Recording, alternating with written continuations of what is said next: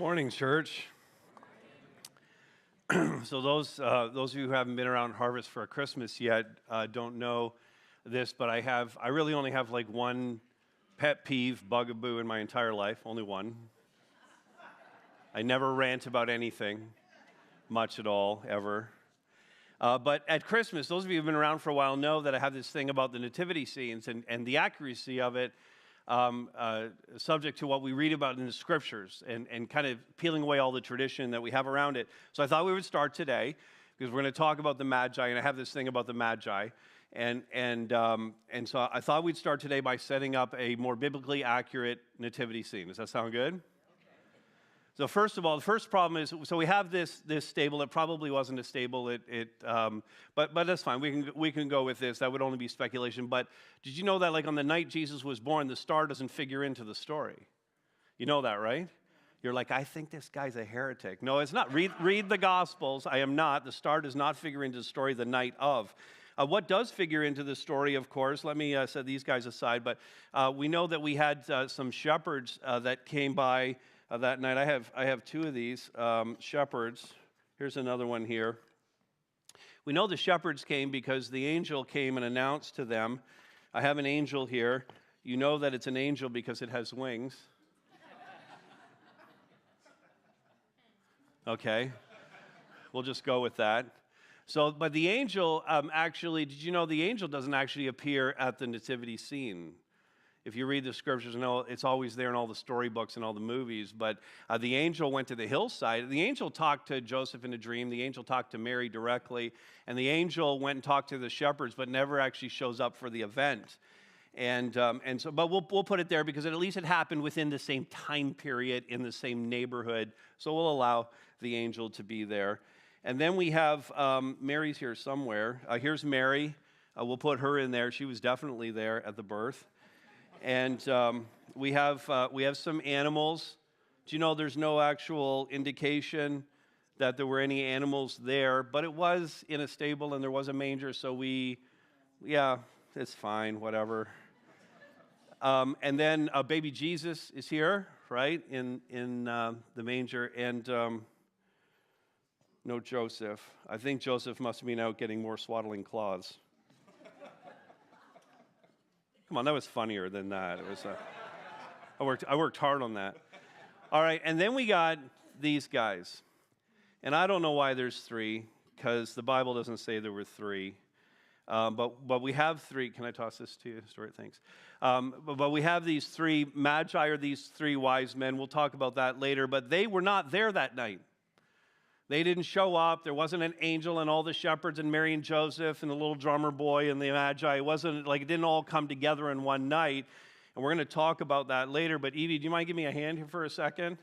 Evie, do you mind taking these Magi in order to be more theologically accurate? I want you to take these Magi and I want you to take them to the cafe in the South Lobby and put them on the shelf.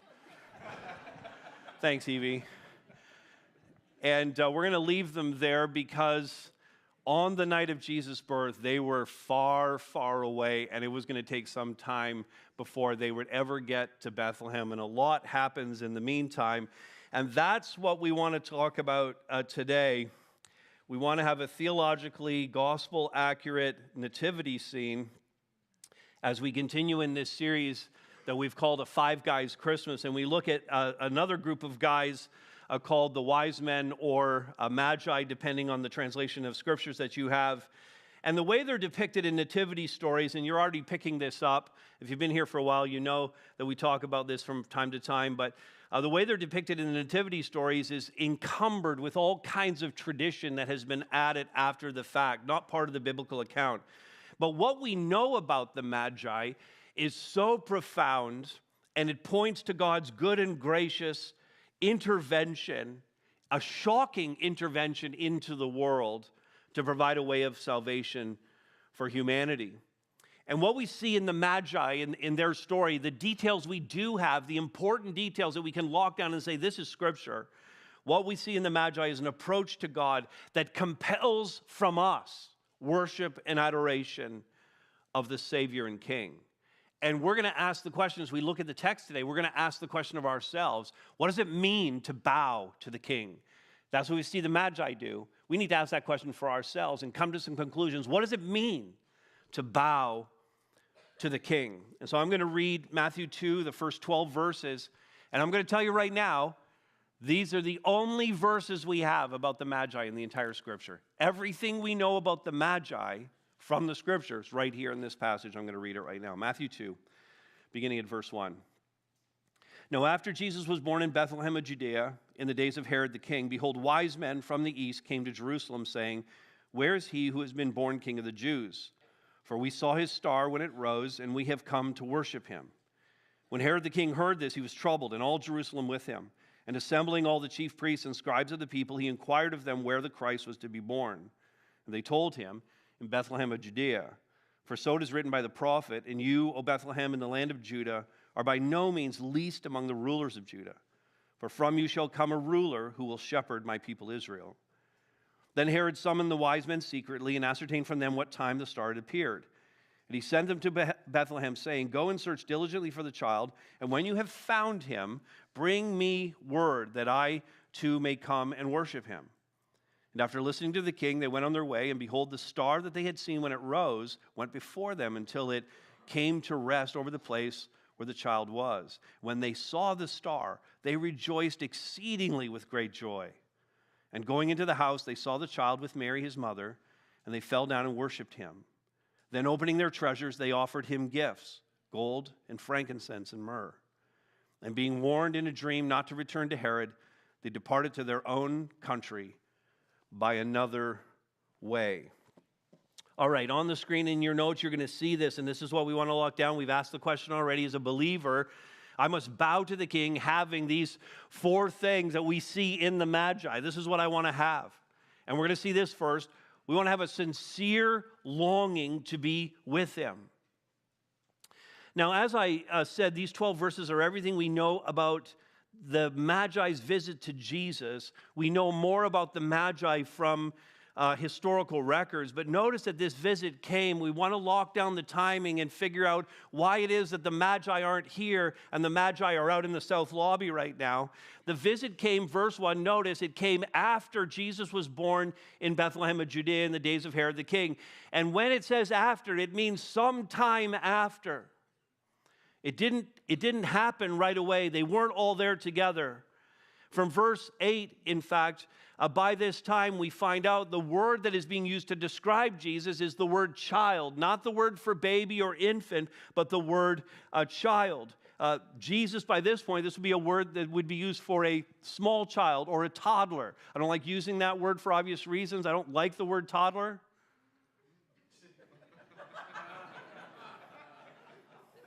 That was a slow burn. I get it. It's fine. So this is he's a young child by this point. The word used for that is he is a small child. And then based on Herod's later instructions in verse 16 to kill all the male babies up to age 2, we can conclude that Jesus was 18 to 24 months old, about 2 years old at this point. Further, one final little detail is we know that this isn't happening in the stable or whatever it was, wherever the animals were, where they had rested for the night. But they visited, these Magi come and visit the family who are now, verse 11, in a house. And so by this time, Joseph, the baby had been born. Joseph had secured a place for them to stay. He wasn't about to take Mary back to Nazareth right away with a small baby. And so while the baby is growing and Jesus is growing there, the little family has settled in the town of Bethlehem. And they're living in a house. And so again, conclusion, the Magi didn't come at the same time as the shepherds did. And that's why we've put the Magi where they are. Some months later is when they finally came to see Jesus, to see the young family. Now back to verse 2. We're going to find out where they're actually from, but it is some distance away in another country. And as they're there, verse 2, they don't know that the place that they're going is this little town called Bethlehem. The star that they see rise for them, they're in the east. The star rises. When it says the star rises in the east, in certain translation, it means they were in the east seeing the star rise. For them, it was actually west of them. But when they see this star rise, The star gets them thinking about a king that's born in Israel, and the star is going to take them to the capital of Israel, is going to take them to Jerusalem. Just the star rising in the sky, just its appearance, is going to compel them to go to Israel, where they go and they ask King Herod the question, where is he who has been born King of the Jews? For we saw his star when it rose and have come to worship him. Now, this is the question. How did they know about the star? These are Babylonians. They live hundreds and hundreds of miles away. How did they know about the star? To answer that question, we need to have a little history lesson. Okay, first service cheered. I'm just saying, we need to have a little history lesson. Yes, yes, yes. 500 years prior to the Nativity, what we're talking about here, 500 years prior, the Jews had been carried into exile by King Nebuchadnezzar. He was the king of the Babylonian Empire, and he had conquered Israel, and he was carrying the best of the Jews off into exile in Babylon. And Babylon was the home base for the Magi, the wise men.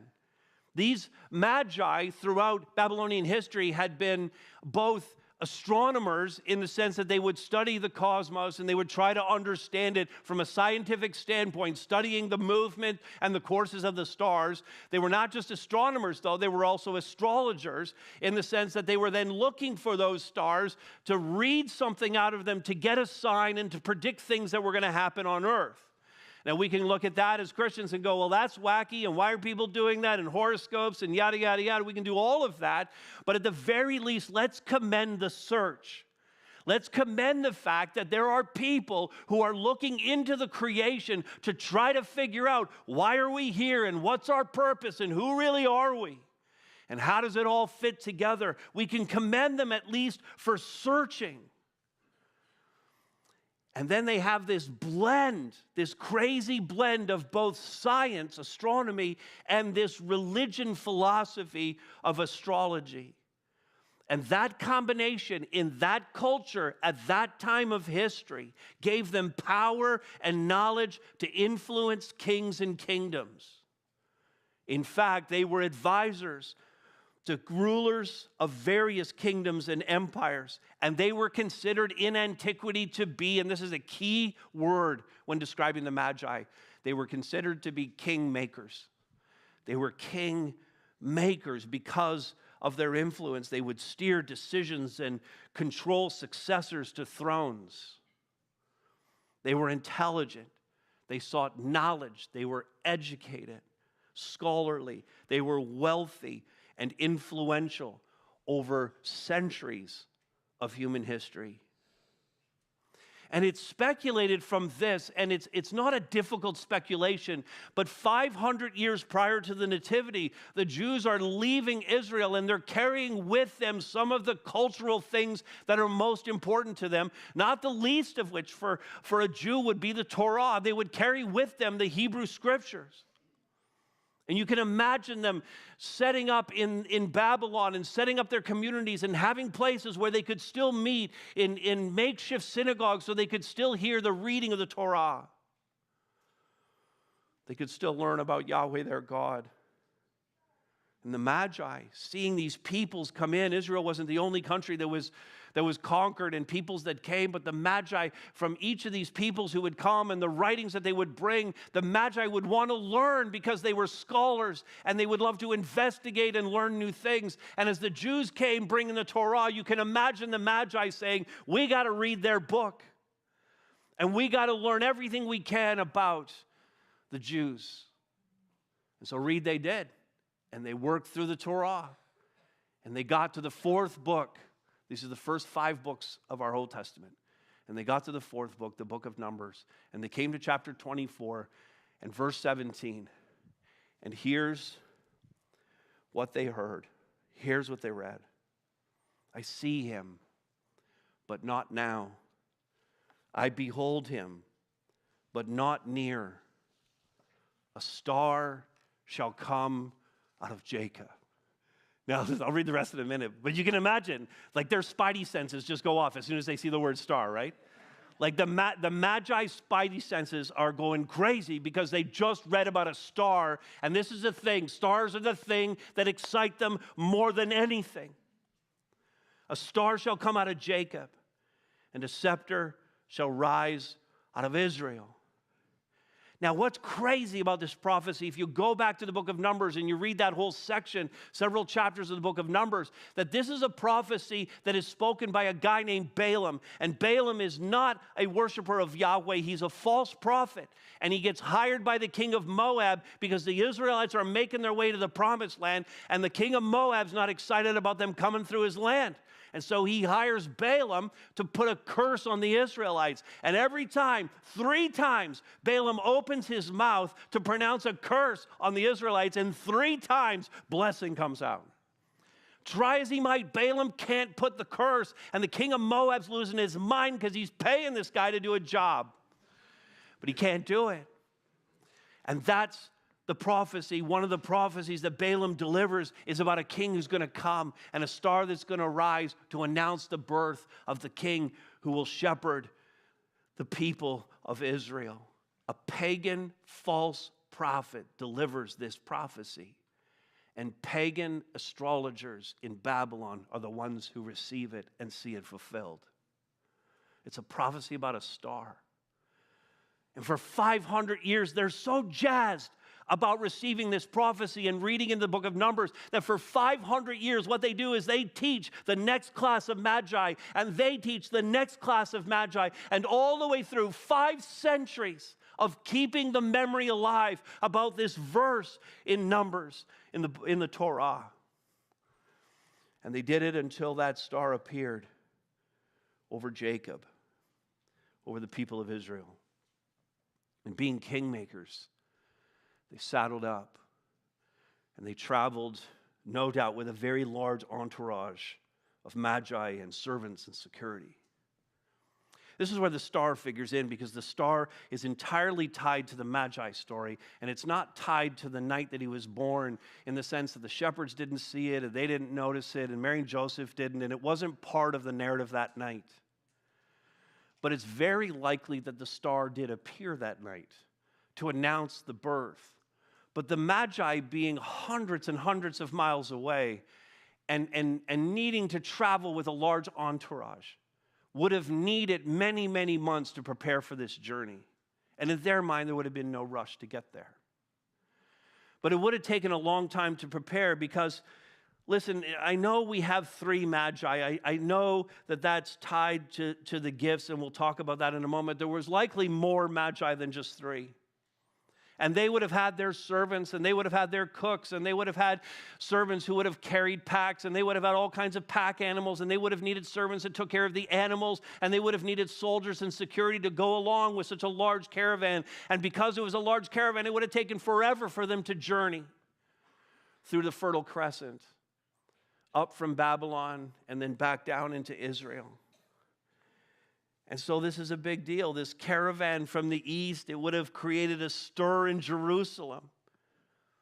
This is like a massive parade of foreigners who are known to be influential in politics just arriving in your town. But this was the natural place for them to go. They needed to go to the capital because they were looking for a king. And so this large caravan arrives, verse 3, when Herod the king heard this, he was troubled, and all Jerusalem with him. I mean, he's the king. And the message he's getting is there's going to be a new king. You know, I feel like Justin's thinking about this right now. You know, it's like, that's as political as I get, folks. Like, you're the king, I'm the king. What do you mean there's a new king? So he's upset. Verse 3, when Herod heard this, he was troubled, all Jerusalem with him.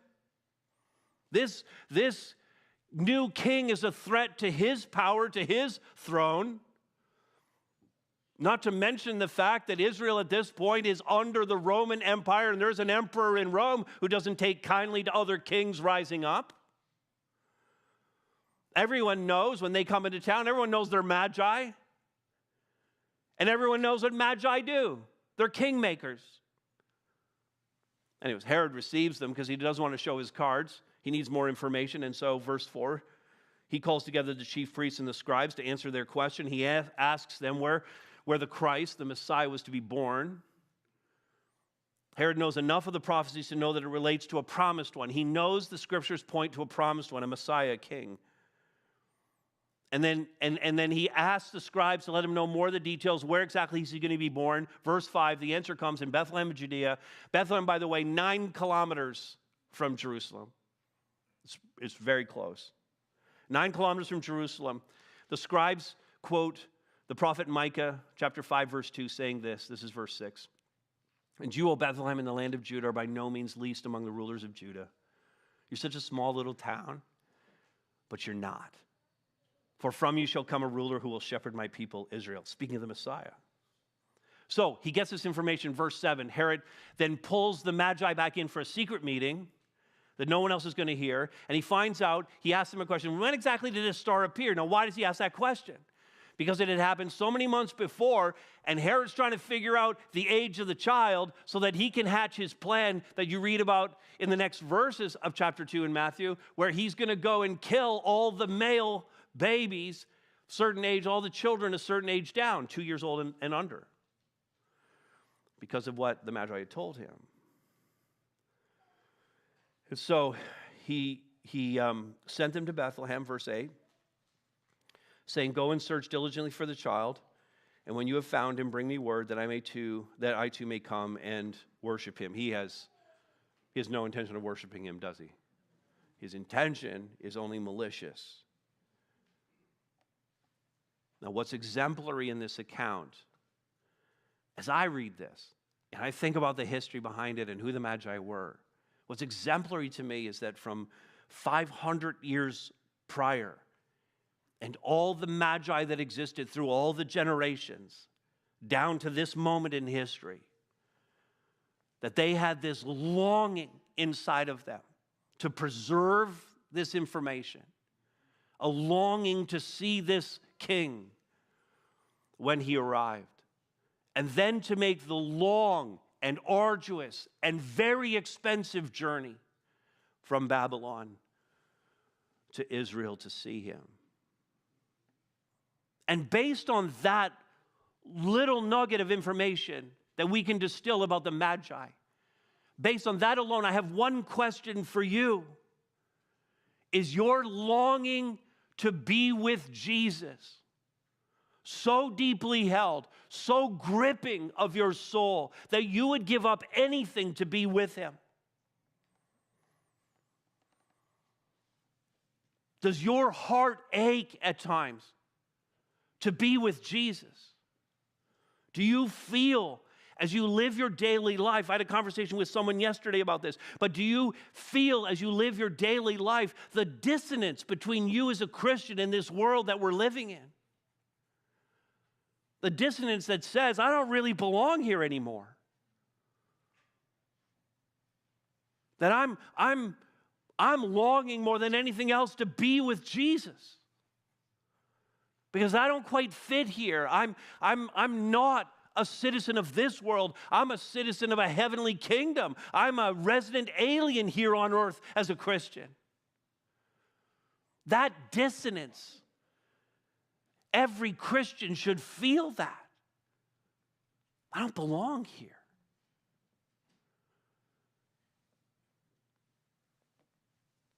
There's a sense of that being eternal, like I can't wait to be with Jesus. That's the bigger and ultimate fulfillment, obviously. But I should also have a longing to experience whatever small glimpses of that eternal reality I can get while I'm here. While I'm feeling the dissonance with the world, I want to have moments where I don't feel that when I'm in the presence of God. And for sure, every one of us as Christians should be developing that in terms of our personal time with Jesus when we're opening the Word for ourselves and we're praying to Him, trying to talk to Him about the things that are going on in our lives. And we have this two-way fellowship between us and God, us praying to Him and Him speaking to us in His Word. And in those moments, I'm not going to say it's going to happen every time, but I'm telling you there should be moments when you're doing that. Unhurried. Undistracted, where you would walk away going, I've been with God. And then, not only personally, but you know this thing that we do on Sundays? That's what this is. Like, this is meant, as imperfect as this is, and it's very imperfect. But as imperfect as this is, that's what this is. That I'm trying to just step out of the world for a moment and have an experience with God's people where we get into the presence of God. And hopefully I just don't feel the dissonance during this time, but I feel a little bit more of that longing for Jesus to be in His presence fulfilled in these, again, very imperfect moments. And there should be nothing, I'm just going to tell you, there should be nothing that keeps us from these times together. Some of us allow trivial things to keep us from this place or to keep us from our personal times with the Lord. Some of us allow so many other priorities to creep in and keep us from regularly meeting with God's people, or regularly meeting with the Lord on our own. I mean, if that's you, if you allow trivial things and other priorities to come in, then you're not displaying the thing that we're seeing in the Magi here, who are putting out great expense to be there. If a little weather, or I'm a little tired today,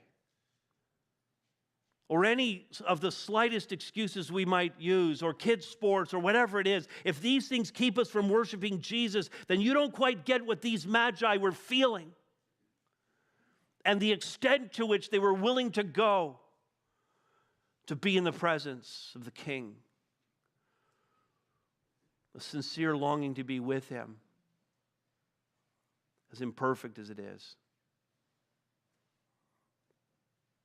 Long to be with Jesus. When we bow to the King, we long to be with Him. Here's a second. I must bow to the King having an eager anticipation to know Him. It's not just I want to be with Him, but when I'm with Him, I want to know more about Him. It's not just about presence, but about increasing my experience of who He is. They heard what Herod had said, these Magi, verse 9, and they went on their way to Bethlehem, traveled the 9 kilometers, and behold, the star that they had seen when it rose alerted them to the birth of the King. Now, it's interesting that the star comes back here.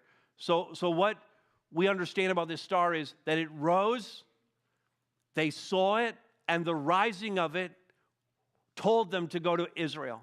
It's not like from Babylon, the star rose in Babylon, and they trotted after the star. It wasn't leading them in that way. It rose because of the prophecy in Numbers. They knew to go to Jerusalem. So they did. They didn't see the star after that because it rose and then it went. They knew that was the sign, so they went. But then once they got to Jerusalem, as soon as they have the conversation with Herod, as soon as they find out it's Bethlehem, but they don't know what house, and they don't know who these people are, the star reappears, and that's what we see happening here. Behold, the star that they had seen when it rose, this alerting them to the birth of the King, reappears now and leads them. Now it's doing the leading. It went before them until it came to rest over the place where the child was. And look at their response. This is how you know they hadn't seen it for a while. Verse 10, when they saw the star, they rejoiced exceedingly with great joy. They were thrilled to see the star again because it confirmed the entire journey and everything they had gone through. They had such an eager anticipation to know Him, to see Him with their eyes, and to find out, because they didn't know, to find out who He actually is. Now the Magi, we need to be careful about putting too much on them, because the Magi certainly didn't understand the full extent of what was happening around them and how God was using them.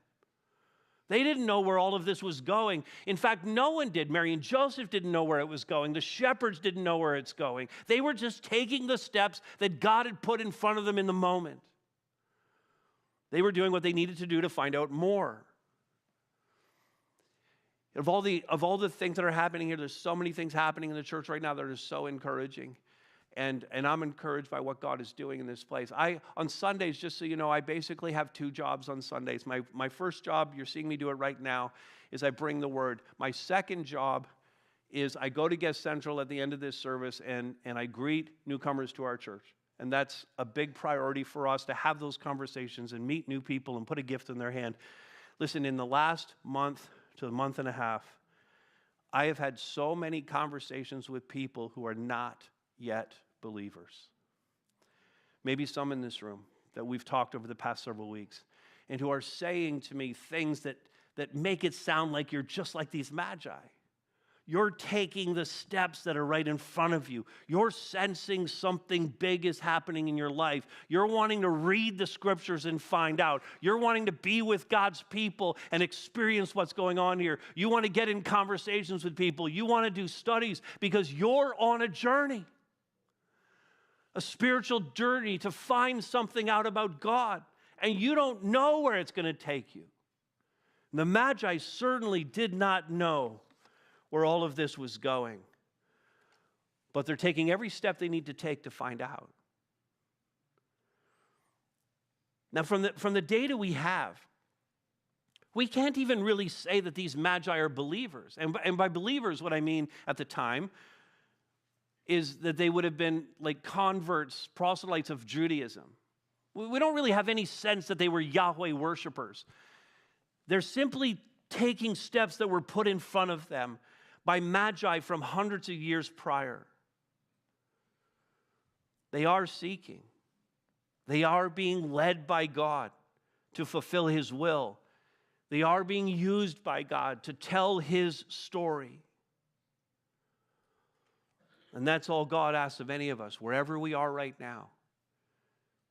Take this next step that's in front of you, the step that He's leading you to take.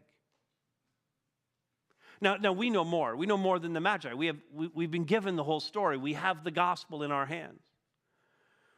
The Apostle Paul, he wrote a testimonial that kind of helps us understand a little bit more about what it means to know God in this way. Philippians 3:10 and 11, Paul says that I may know Him. And by know Him there, he doesn't mean like intellectual assent. He doesn't mean just like a cognitive understanding of who God is. He's not just adding information in, but this word is packed with experience. It's an experiential knowledge of God. That I may know Him and the power of His resurrection, and may share in His sufferings, becoming like Him in His death, that by any means possible I may attain the resurrection from the dead. Well, the Magi didn't know that, but that's where they were heading. And that becomes the goal for every one of us. I mean, this is part of Paul's testimony, but this needs to be imprinted, stamped on every testimony of every Christian. This is our testimony. This is our goal. That we would know Christ in this way, the power of His resurrection, the fellowship of His sufferings. You know, the nativity is so special, and many of us, we just love this time of year for all the lights and the stories and the warmth that it brings. It's so encouraging and so hopeful, and it's a message of peace on earth. But the nativity of Jesus Christ, His birth, as special as it is not enough.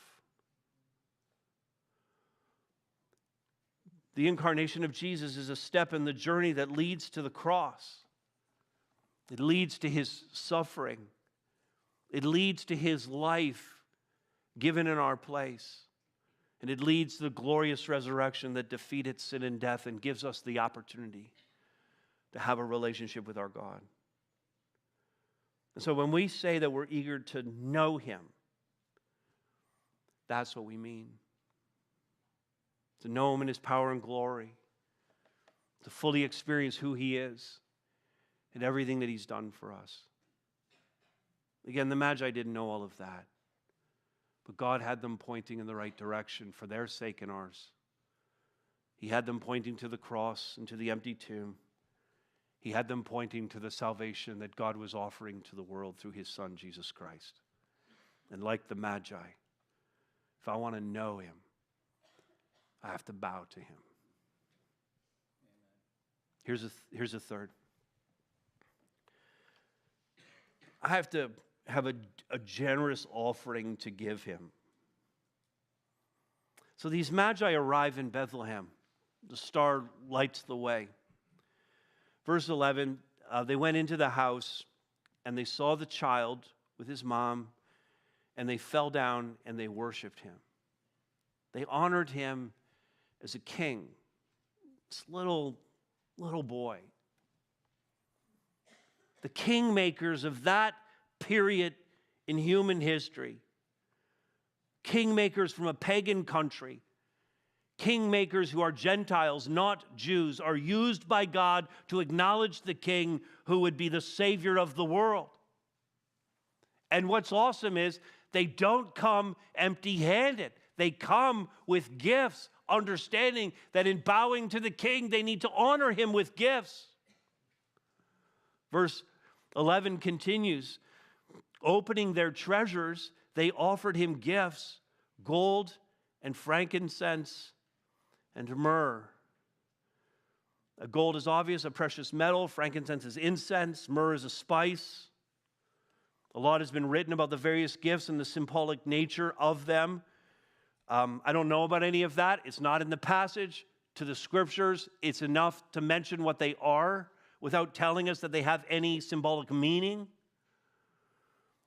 In the 2nd and 3rd century, one Christian theologian named Origen wrote this, and this is where a lot of the idea around symbolism of the gifts has come down to us. But he wrote this: gold as to a king, myrrh as to one who is mortal, and incense as to a god.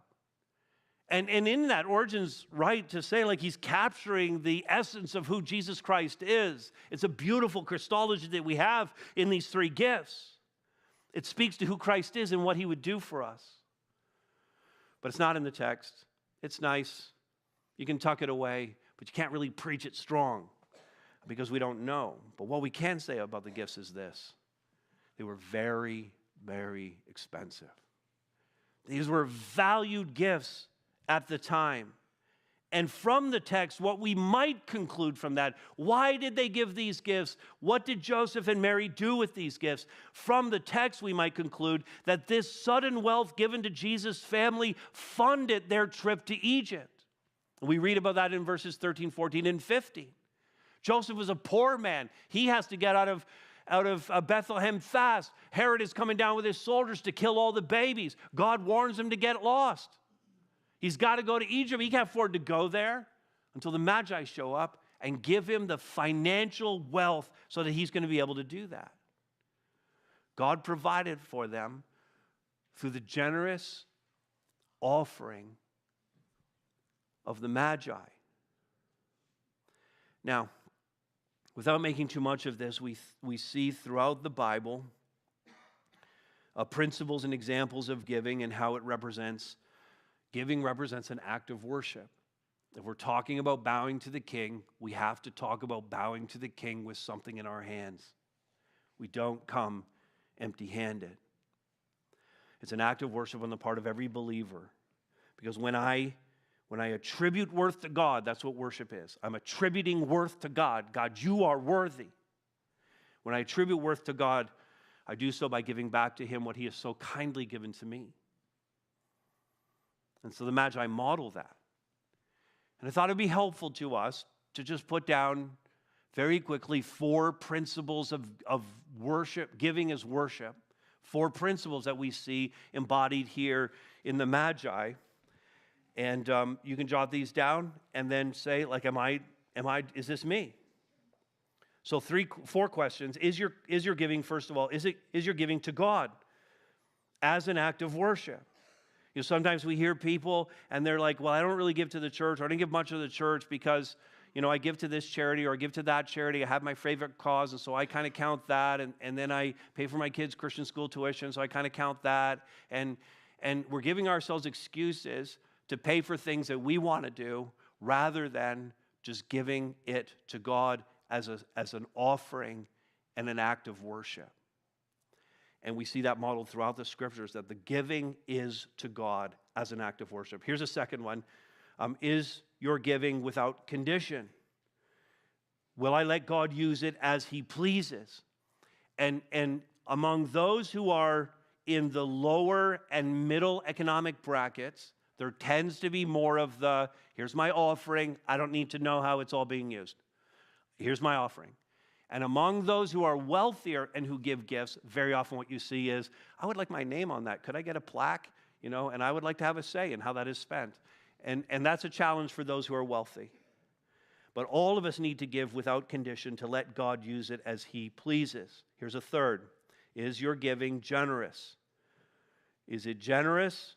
If not, sacrificial. Now here's the thing. You need to define what generosity is for yourself. That's between you and the Lord. I don't teach tithing. I put a post up on Facebook a few weeks ago. A lot of people liked it. Some people didn't. That's fine. I don't teach tithing. I don't believe it's just 10%. I don't believe that the scriptures teach that in the New Testament for Christians. I believe that we're called to something different than that. I believe that for some people to give 10% would be too much, and it would crush your budget, and it would make it very difficult for you. I'm thinking about single moms who are just trying to put groceries on the table and pay their rent, pay their utilities. That might be really hard to carve out 10%, and you might be depriving your child if you do so. But then I'm thinking about some other people. I'm thinking of some other people who have a lot of money where 10% is like a slap in the face to God, considering what he's given. And there might need to be a reckoning that you have with you and your budget and the Lord, where you just go, you know what, I think I need to be giving a lot more than that. You have to decide. What's the point at which, when you're looking at your budget and you're working that out, and we're coming to the end of a year and we're going into January and you're going to be working out a new budget for the next year, and you're going to take your salary and you're going to pay all your expenses and all of that, and then you're going to look and say, like, what would be generous? And then you're going to ask the question, and what would be sacrificial? And then that's the number. That's what goes in to your budget. I'm going to do, by the way, in February, I'm going to do a whole series on discipleship with respect to money. I'm going to do 2 Corinthians 8 and 9 as the passage. That's in February, 4 weeks. It's been 8 years since I've taught anything around money, so if you don't want to hear anything about money, don't come in February. But now I've decided to do in January and not tell you. Here's a fourth one. Is your giving willing? Is it from the heart? That is to say, I want to give. I want to. And I want to do it joyfully. And God doesn't want your money if it has to be coerced out of you. He doesn't need your money. Okay? God wants you to want to give as an act of worship and an expression of your love for him. And there's enough in Scripture to indicate that blessing comes as a result of that obedience. That when I give to the Lord in that way, that there's going to be a blessing that is attached to that. And I'm not talking about necessarily material blessing, because that's prosperity gospel, and it isn't like give this much to God and he's going to pour it out to you financially. That's nonsense. That's not the gospel. But God will bless you in incredible ways. Blessing follows our careful obedience to what God says in his word.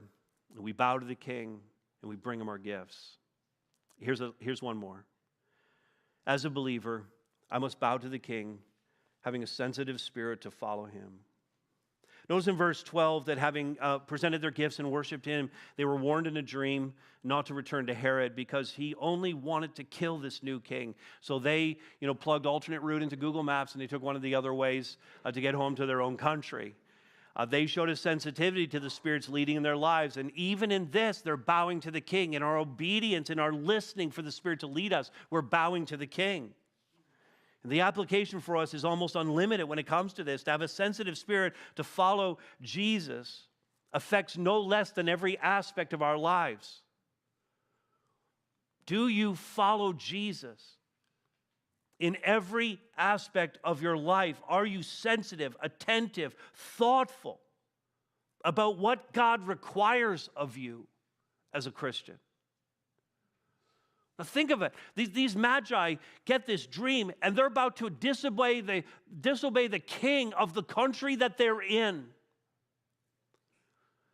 They're not going to go the 9-kilometer route back up to Jerusalem, but they're going to bypass that. I don't know if they went east or west. There was 3 different routes that they could take to get back to their home country, but they took one of the other 2 alternate routes that did not go through Jerusalem, and that was risky. They were ignoring and disobeying the reigning king of that land. And he, by the way, is a vassal king under the Roman Empire, and the legions of Rome are there. If Herod wants to order soldiers to pursue the Magi and cut them down, even as they try to escape, he could.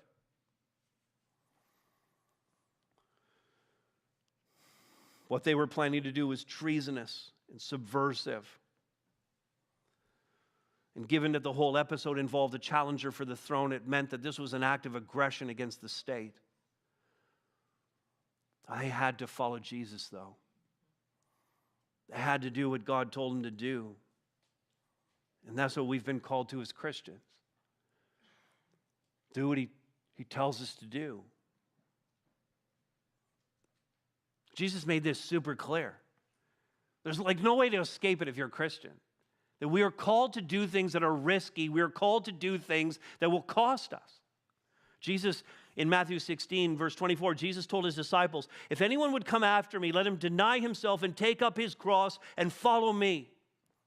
They're trying to understand what the implications are of following Jesus. Now understand, we read this from our perspective and see cross, and we understand exactly what that means. But from their perspective, before the cross, as Jesus is teaching them, they're a little puzzled by what he's saying. Jesus is saying to them, I want you to take up your instrument of execution. I want you to take up your gallows, your guillotine. I want you to take up your gurney.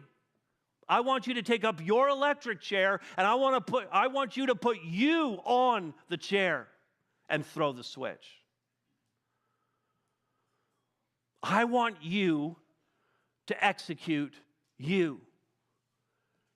I want you to be dead to self and follow me.